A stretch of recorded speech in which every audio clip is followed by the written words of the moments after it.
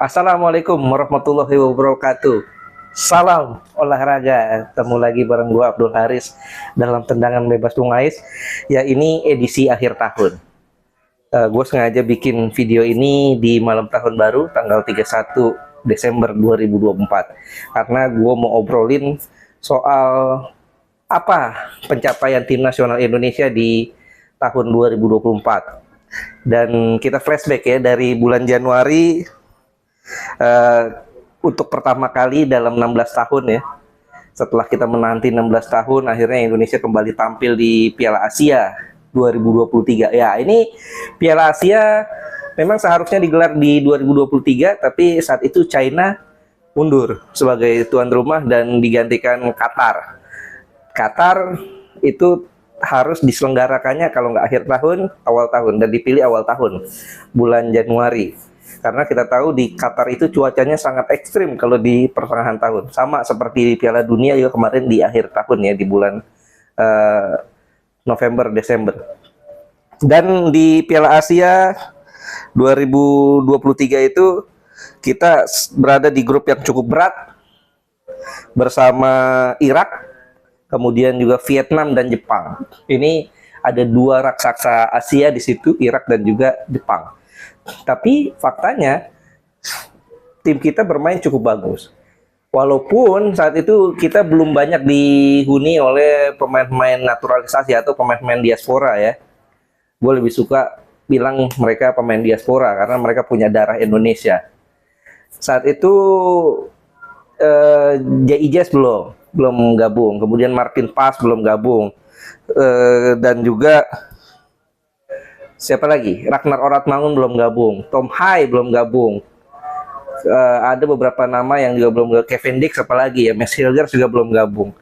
Yang sudah ada saat itu Elkan Bagot masih dipanggil, masih belum ada gesekan antara dia dan Coach Sintayong. Kemudian di belakang sudah ada Jordi Amat, Rizky Ridho main juga saat itu.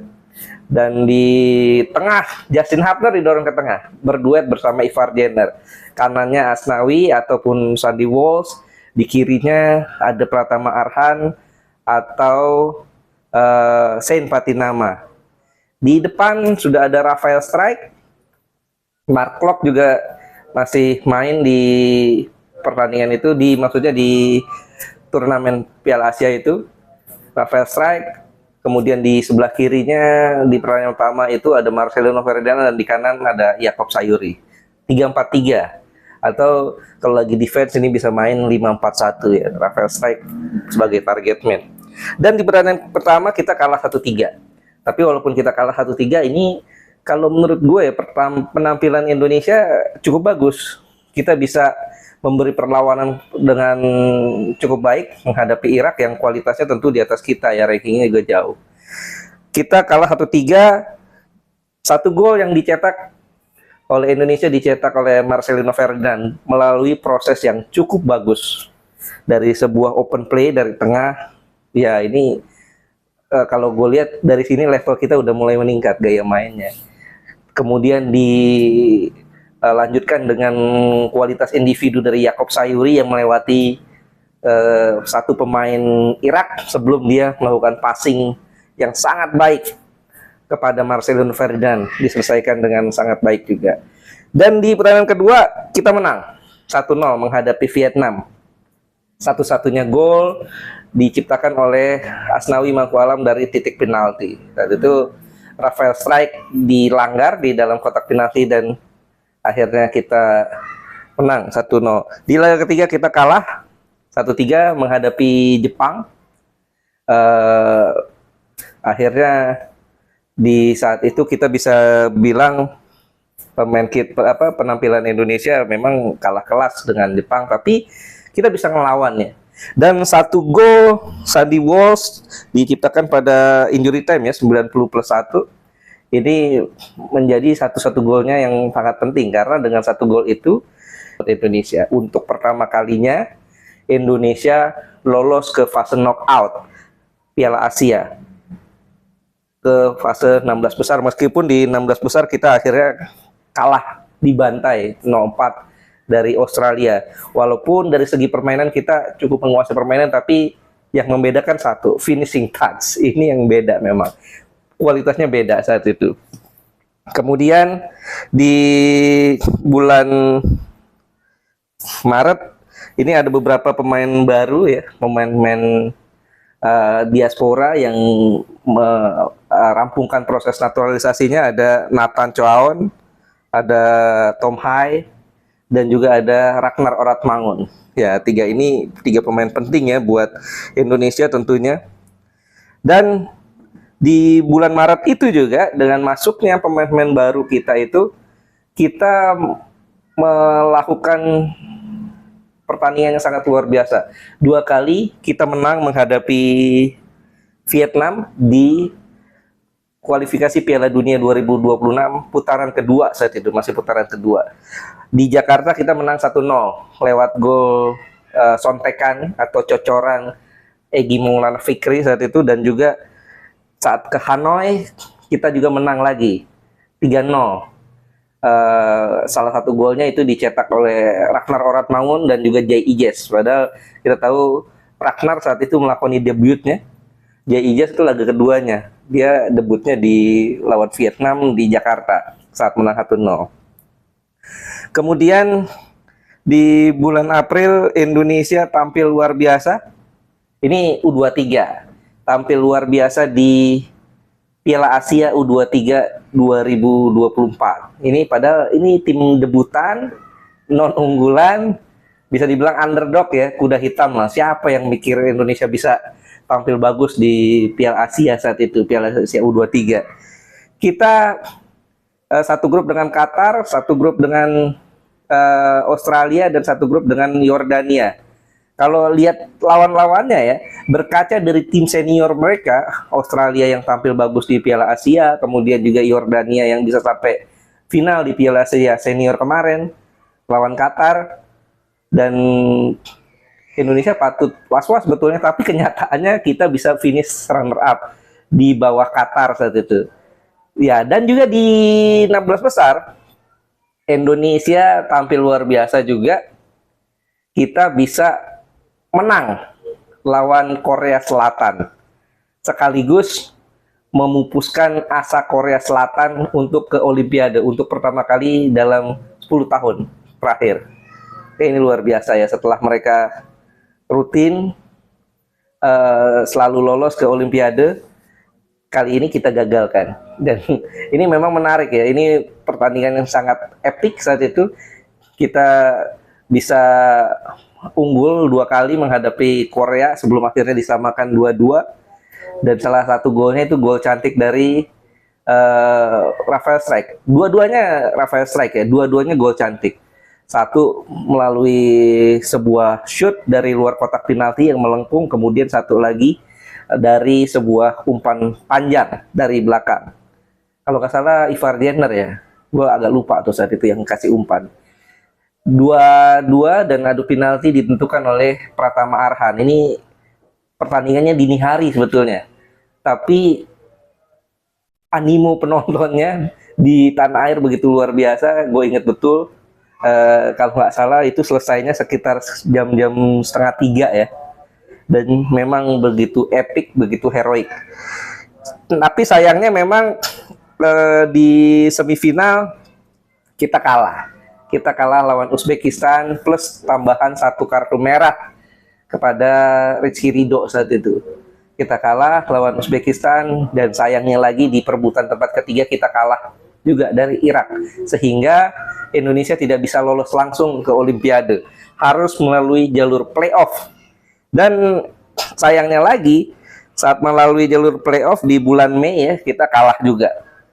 Kalah 1-0, kalah 0-1 ya dari Guinea. Ya, ini di Paris ya, yang memang ada kontroversi di situ. Kita kalah dari titik penalti gol Guinea. Dan tapi sebelum bulan Mei itu ada proses naturalisasi juga yang dilakukan oleh Martin Paes ya di bulan April ya, yang membuat Martin Paes ini menjadi salah satu pemain penting buat tim nasional Indonesia. Kemudian di bulan Juni ada naturalisasi juga Calvin Verdong yang prosesnya rampung, termasuk saat itu kita menjalani round ketiga ya. Bukan menjalani round ketiga, kita memastikan lolos round ketiga setelah menang menghadapi Filipina di GBK. Salah satu golnya itu gol Tom Hai. Tom Hai saat itu gol tendangan dari jarak jauh dan plus 1 sundulan dari Rizky Ridho. Kita menang 2-0 ya.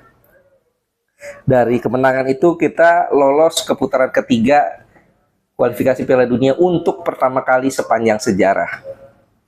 Itu bulan Juni. Masih di bulan Juni juga kita dapat satu tambahan pemain diaspora, Jens Reven ya. Nah, walaupun Jens Reven belum pernah dipanggil untuk timnas senior, tapi untuk timnas U19 atau U20. Ya, setelah itu di bulan Juli Indonesia berhasil menjadi juara di Piala AFF U19 di tangannya Coach Indra Safri. Ya, ini untuk kedua kalinya Coach Indra Safri bawa timnas Indonesia U19 juara Piala AFF maksud gue, Piala AFF U19. 2013 saat itu kita juara di eranya Evan Dimas ya, Evan Dimas. Kemudian juga ada Ilhamuddin Armain, Maldini Pali, Muklis Hadining ya. Di belakangnya ada Hansa Muyama. Tapi ya kita tahu pemain-pemain yang ada di era itu sekarang bisa dikatakan tidak ada yang tersisa di timnas ya. Kecuali Dimas Derajat mungkin. Dimas Derajat saat itu juga bukan pemain inti, dia cadangannya Muklis Hadining. Kemudian di bulan Agustus Indonesia berhasil, ini masih U19, berhasil mengalahkan Argentina di turnamen Seoul Cup ya, dengan skor tipis 2-1. Nah, di bulan September kita juga dapat tambahan 2 pemain naturalisasi baru, pemain diaspora baru, Mes Hilgers dan juga Eliano Renders. Di bulan Oktober timnas kita U17 yang ditangani oleh Coach Nova Arianto berhasil memastikan diri lolos ke Piala Asia U17 2025. Dan di bulan Oktober juga itu terjadi kontroversi wasit Ahmed Alkaf asal Oman yang menambah waktu Indonesia saat menghadapi Bahrain. Kita ingat kita saat itu tempat tertinggal 0-1, kemudian dibalas 1-1 dan kita unggul jadi 2-1 lewat golnya Rafael Strike ya, gol cukup cantik. Tapi sayang saat sudah menit 90 plus 6 yang harusnya memang itu additional time-nya 6 menit, wasit Ahmed Alkaf tidak meniup peluit sampai akhirnya gol Bahrain terjadi, gol penyeimbang 2-2 itu di menit 90 plus 9, padahal additional time-nya 90 plus 6. Ya memang ini sangat mengecewakan ya, tapi ya kita tidak bisa menyalahkan Ahmed Alkaf juga ya, karena memang secara regulasi wasit boleh menambah tapi tidak boleh mengurangi dari saran wasit keempat atau fourth official ya, yang saat itu fourth official menyarankan 6 menit tambahan waktunya additional time-nya, tapi wasit boleh menambah dan itu ada regulasinya, memang diperbolehkan untuk menambah jikalau diperlukan. Ada yang jadi kontroversi adalah saat itu tidak ada insiden-insiden atau tragedi-tragedi cedera atau insiden keributan apapun yang membutuhkan wasit menambah waktunya. Itu yang menjadi kontroversinya. Tapi apakah wasit boleh menambah? Regulasinya ada dan memang itu boleh. Kemudian di bulan November kita juga dapat tambahan pemain lagi, itu Kevin Dix ya. yang menjalani proses naturalisasinya di Denmark. Kemudian juga di bulan November itu juga ada salaman ya antara Erick Thohir dan juga Ole Romeni. Dan di bulan November kita kalah 0-4 dari Jepang di putaran 3 kualifikasi Piala Dunia 2026 di GBK. Tapi hebatnya di bulan itu juga, bulan November juga, kita menang 2-0 lawan Arab Saudi. 2 gol diciptakan secara cantik dan berkelas oleh Marcelino Ferdinand. Dan itu ada selebrasinya yang ikonik banget. Ya, sedikit tengil lah. Tapi ya memang ini wajar lah. Ikonik karena saat mencetak gol kedua, Marcelino Ferdinand berlari keluar, duduk di bangku ball boy ya, dengan santai, dengan terengah-engah ya. Dan ini yang menjadikan golnya sangat ikonik saat itu, yang juga tersiar ke berbagai penjuru dunia. Itu di bulan November. Dan di bulan November juga Indonesia juara Piala ASEAN Futsal ya, Piala AFF Futsal. Dan di bulan Desember timnas putri kita untuk pertama kalinya juara Piala AFF Wanita ya. Tapi memang ini adalah kualifikasi untuk menuju ASEAN Women's Championship ya. Dan di saat itu kita mengalahkan Kamboja di final. Oke. Nah, di bulan ini juga, di bulan Desember juga ada Piala AFF. Piala AFF kita tahu bagaimana Indonesia memutuskan untuk menurunkan tim U22. Hanya Asnawi Mangku Alam yang berusia 25 tahun. Selebihnya adalah U22, under 22.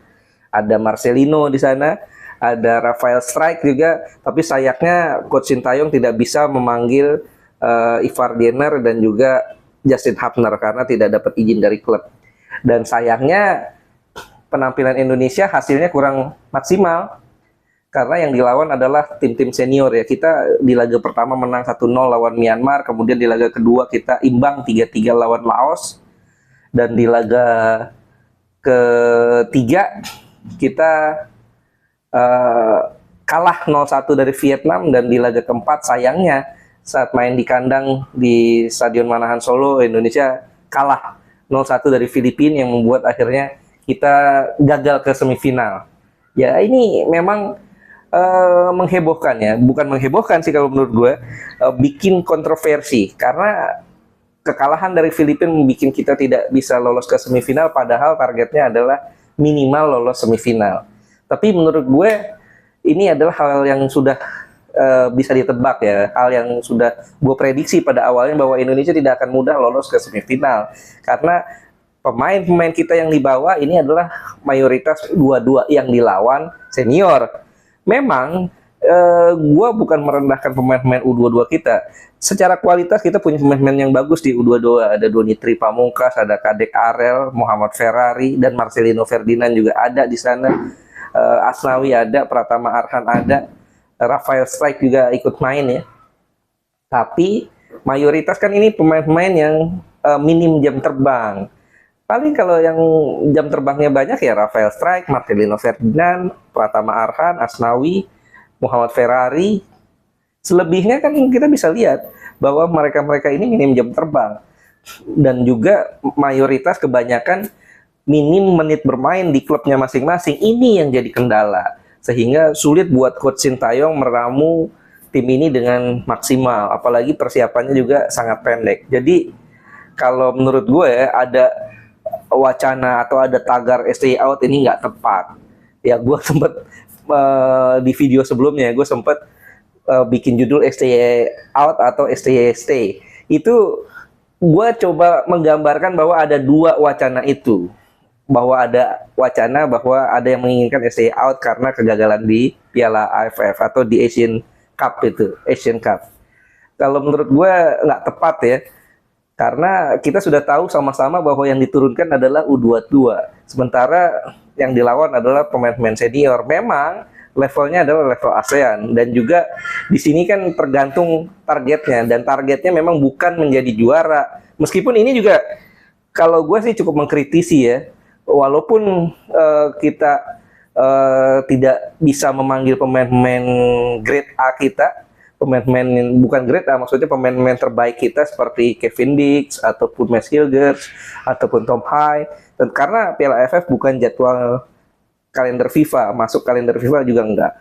Ya, gue pikir kita masih bisa loh bawa pemain-pemain the best possible line up kita. Masih ada Mark Klok di Liga 1, masih ada pemain-pemain lain, masih ada Ramadan Sananta, masih ada Nadeo, masih ada Witan, masih ada Sadil Ramdhani yang ada di main di Liga Malaysia. Gue pikir harusnya walaupun Piala AFF ini levelnya bukan level yang kita tuju lagi, tapi kita ingat loh, ada yang bilang ini Piala Ciki, Piala apalah, tapi kita belum juara, itu masalahnya gitu.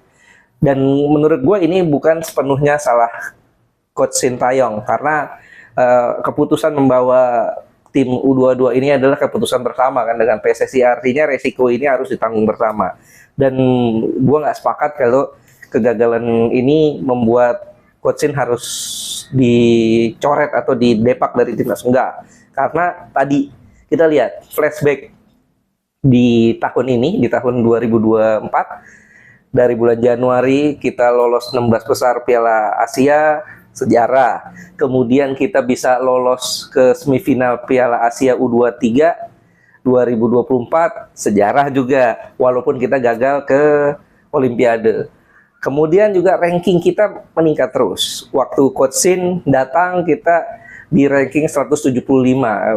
Coach Sin itu diperkenalkan bulan Desember 2019, baru mulai kerja bulan Januari 2020, dan itu pun dihajar COVID ya. Artinya ada grafik yang cukup baik. Kalaupun ada pro kontra, ada yang perlu dikritisi tentu, karena kita tahu Coach Sin ini sering melakukan eksperimen, ini yang perlu kita kritisi, tapi ya sewajarnya, supaya kedepannya juga Coach Sin lebih berhati-hati untuk melakukan eksperimen ya, jangan sampai eksperimen-eksperimen yang dilakukan saat menghadapi, seperti saat menghadapi China ya, ada eksperimen yang gagal, yang hasilnya harus membuat kita gagal meraih poin penuh, padahal di atas kertas kita harusnya menang ya menghadapi China. Tapi ya it's okay, ini sudah lewat. Sekarang tinggal bagaimana kritik-kritik kita tuh membangun, bukan menghujat. Ya itu yang menurut gue yang penting kita pahami ya, bahwa kita ini bangsa besar, bangsa santun, tidak layaknya kita untuk saling menghujat. Saling mengkritik boleh, kritiknya kritik yang membangun. Oke, gitu aja ulasan dari gue. Dan untuk teman-teman yang mau komen, mau menyatakan pendapatnya atau nggak setuju, boleh, nggak apa-apa, silahkan komen di kolom komentar. Dan juga jangan lupa dong, tolong dong klik like dan share dan subscribe dong, biar gue bisa makin banyak subscribernya, bisa lebih semangat lagi untuk ngasih ulasan-ulasan, kita bisa diskusi lebih jauh tentang sepak bola Indonesia atau mungkin dengan tentang olahraga-olahraga lainnya. Oke, terima kasih atas perhatian teman-teman. Kita bakal ketemu lagi di tahun 2025 dengan tentu dengan bahasan-bahasan yang lebih menarik pastinya. Dan kita doakan semoga di tahun 2025 Indonesia bisa mencapai sesuatu hal, prestasi yang lebih mentereng lagi, lebih fenomenal lagi. Ada Piala Dunia tuh. Nanti kita bahas ya di tahun 2025. Abdul Haris pamit. Assalamualaikum warahmatullahi wabarakatuh. Salam olahraga.